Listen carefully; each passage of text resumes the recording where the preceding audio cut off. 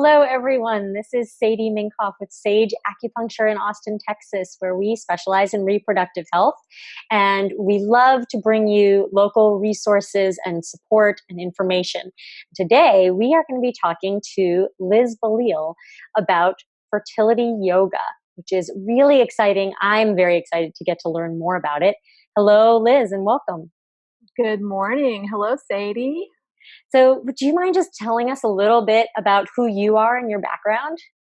Yes, I'm Liz Belile. I have been teaching yoga since 1999, which is a long time ago, and I've been a massage therapist since about 2001. As a yoga instructor, I have been on several faculty for yoga teacher trainings, and including some yoga therapy.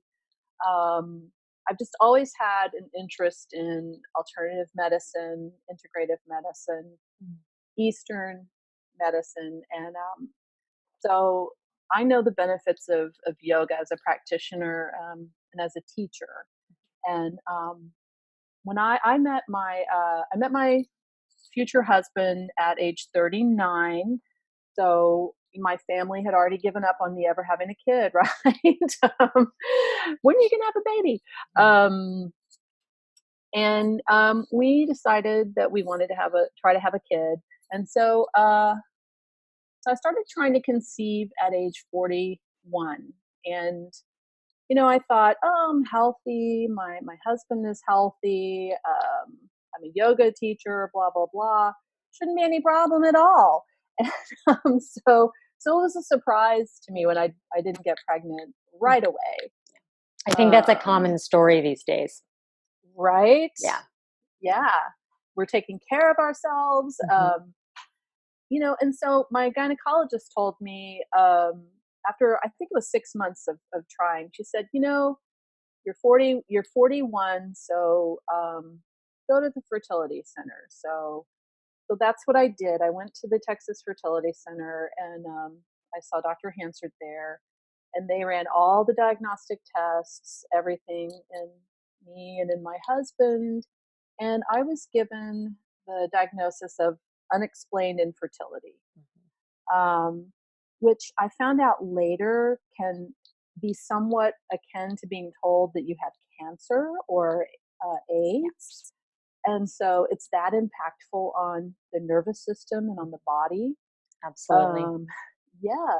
Mhm.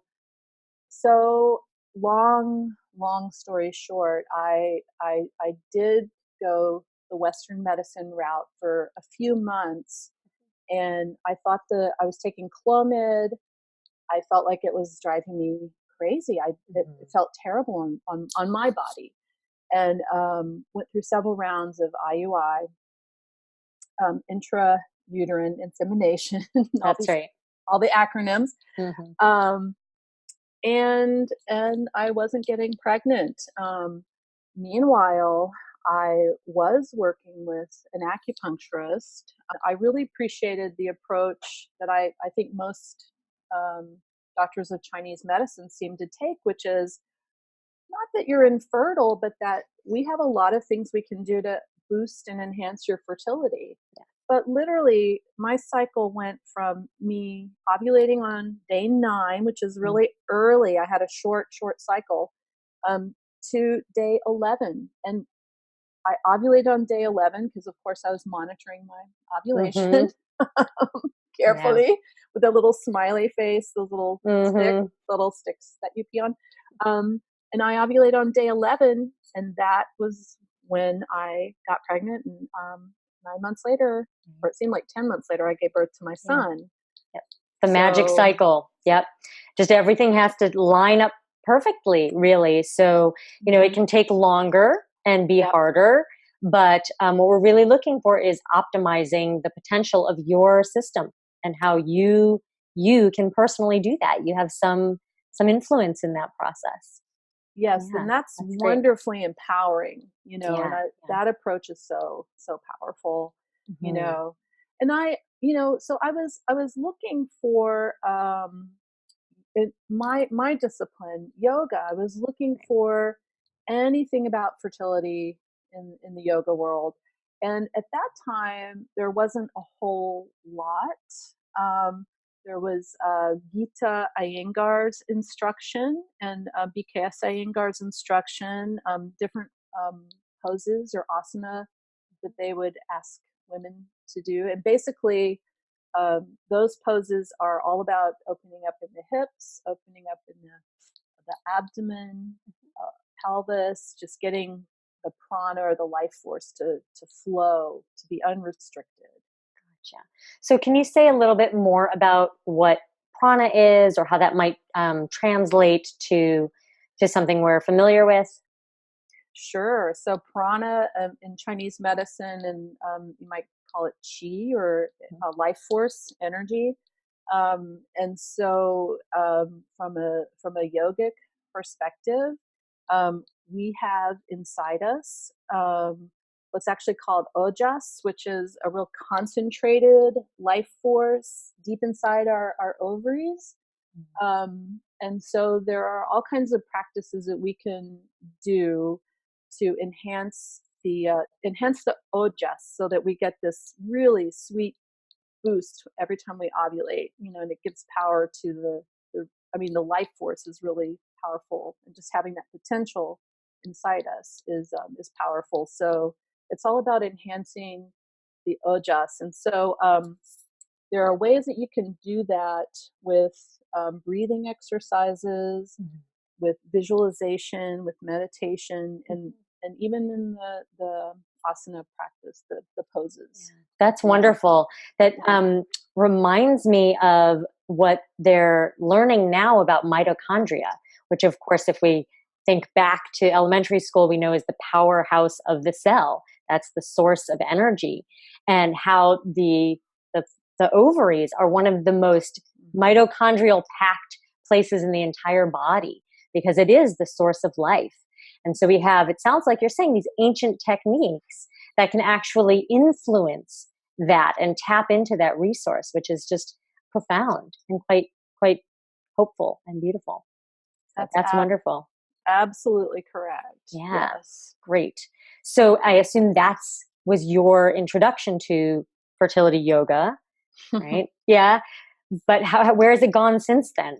Because I've heard, we hear about this now. A lot more. Yeah. Definitely. Yeah. So, so I knew a little bit about the Iyengar. That was my foundation in yoga, that practice. I met my teacher, John Friend, who founded another form of yoga called Anusara Yoga. I met him in 1998, and so when I was still teaching Anusara Yoga when I was trying to get pregnant, and I was looking for resources, and I contacted John, and I asked him if there's anything I can do to enhance my fertility. And he had just written a chapter in a book called Yoga as Medicine, and it was all about fertility. Yeah, so good timing. Good timing, it really was. And so he sent me a sequence that he had written with some instructions, and really that sequence, so I started practicing the sequence, and that sequence was all about really kind of muscularly, really opening up through the hips and the pelvic floor, and syncing up, breathing with opening, expanding in the breathing diaphragm and in the pelvic floor. So that is a sequence that it's like open source. I give that out to everybody who is seeking something like that. And I definitely, in my classes, I walk my fertility students through that sequence every time. So for me, that was the beginning of fertility yoga. Yeah, But then, yeah. I think that a big part of fertility is obviously we want the baby, right? But the avenue in which we get there is often the one that we've walked before. Like if I work really hard, I'm going to get the best results, and this just turns that upside down. And the solution is often not that way, or at least that way, plus the addition of really delving in deep to our path and our heart and our spirit, and that mind body connection can be incredibly healing, as well as just an opportunity to learn about ourselves, you know. Oh yeah, So I love that. yeah, yeah. So it sounds like you were really one of the forerunners of this movement, I you feel know, like from the it. beginning. Yeah, that's great. And so if you were to sum up, like, if somebody was going to come and work with you, what would the benefits that you would bring to them? So, um, so when I offer up a class series, like I'm Hmm. going to be doing pretty soon. Oh, excuse Great. me. I when I think my son was 2 years old when I started to. I wanted to teach these classes, and so I would just say I wouldn't say for one thing, and this is too much information, but I would call it a fertility class, not an infertility class. Mm. I think that power of positive thinking, and it was about enhancing fertility. So I started out offering workshops, and I quickly realized that I think what people were really needing, which is what I think I needed, was the support that you get from a community. Mhm. And I don't even think that when I was trying to get pregnant, I don't think there were necessarily support groups. So, and I have a really wonderful yoga community and family, and that's always really held me and supported me.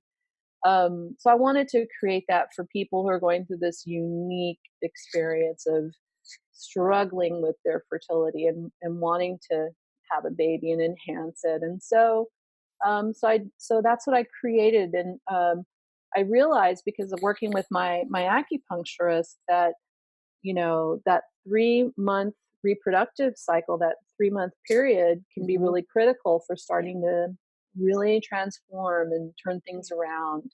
That's right. Yeah, that is the time it takes for folliculogenesis, or Mhm. the egg to mature. So it stays pretty dormant, but then as soon as it starts to respond to that hormonal communication and start to grow really rapidly, that's a really precious time to nurture and support it through when it's going to ovulate. So it's a season, Yes, is what it that's is. You know? exactly. Yeah. Yeah. And so when I set up my class, I was like, I need to set it up for like 3 Hmm. reproductive cycles. They're working with their acupuncturist, they're Hmm. getting their fertility massage maybe, Hmm. and we're just going to juice up the we're just going to Yeah. juice everything up in Yeah, there. that's So, great. That's so beautiful. And my sense is that in today's, world, there's a lot that we can access online. And because fertility is such a personal process, that it's really challenging to get out and do something physically. mm, Obviously, yoga is a physical pursuit, but also just be around other people going through this.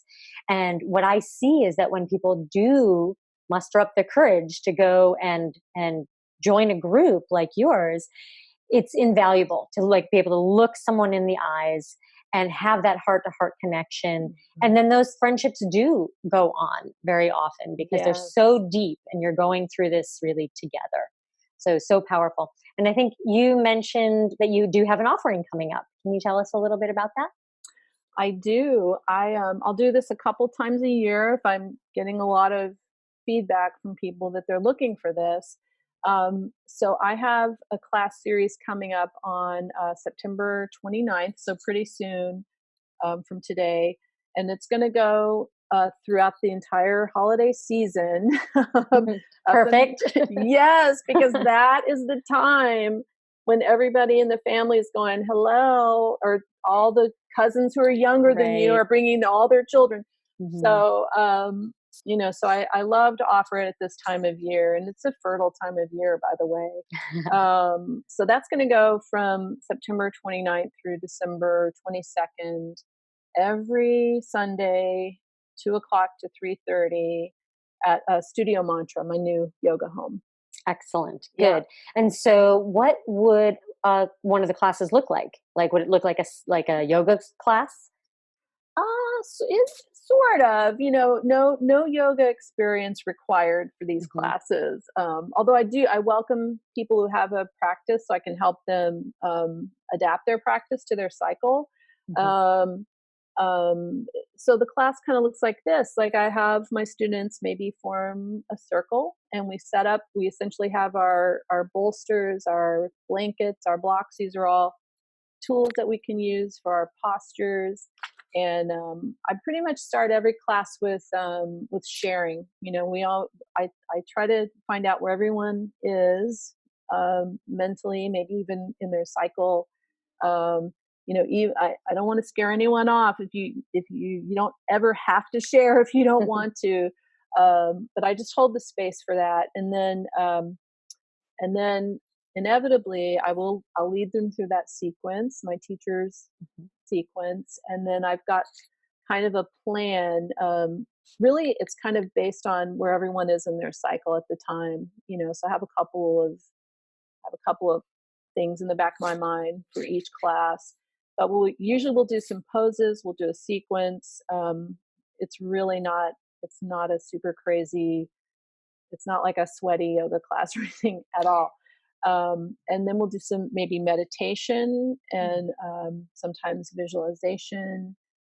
It's a really rich hour and a half of time. It should leave people just feeling really nourished and really supported. Wonderful. And yeah, Good. yeah. So it sounds like you don't need any prior yoga experience, No. and are all body types and genders welcome? Oh, absolutely. Absolutely open to all. This is a safe place. It's completely inclusive. Um, I I feel really strongly about that. So absolutely, yes, Great. all inclusive.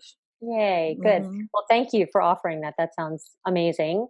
And My honor. yeah, is there any sort of last words of wisdom just about the fertility process that you'd like to share with everyone? Yeah. Um, So the thing that you hear all the time from people, oh, just relax, it'll happen, right? So um, um, I guess what I want to say about that is that you really, just let that go. That it's so frustrating to hear that.